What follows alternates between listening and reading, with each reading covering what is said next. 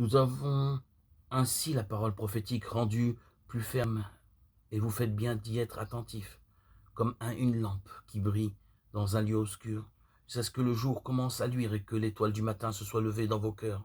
2 Pierre 1,19. Une panne générale d'électricité paralyse une région pendant plusieurs heures. Plus de lumière, ni de chauffage, ascenseur, tout bloqué. Les conséquences risquent d'être graves. Le progrès des sciences et des techniques nous ont acquis un confort insoupçonné de nos ancêtres. Mais voilà que tout à coup, nous découvrons son extrême fragilité.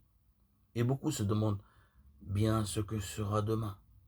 Pour calmer leur inquiétude, certains ont alors recours aux astrologues, voyants ou cartomanciennes, dont les prédictions s'avèrent pourtant si fantaisistes.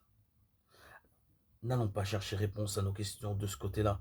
Ce sont des domaines dangereux contre lesquels Dieu nous met en garde. Deutéronome 18, 10, 12. Tout ce que nous avons besoin de savoir sur l'avenir se trouve dans la Bible. Elle est fiable. Beaucoup des prédictions qu'elle contient se sont déjà accomplies. Par exemple, la succession des grands empires de l'histoire antique, Daniel 2. Elle a aussi annoncé avec précision, des siècles à l'avance, la naissance de Jésus. Dieu ne laisse planer aucun doute sur l'avenir de notre planète, contaminée par le péché. Elle devra un jour disparaître. 2 Pierre 3,10. Mais ce qui est merveilleux, c'est qu'il a préparé une place sûre, éternelle dans le ciel à ceux qui veulent bien se mettre à l'abri du jugement. Ceux qui acceptent la grâce divine par la foi en Jésus qui nous délivre de la colère qui vient. 1 Thessaloniciens 1,10.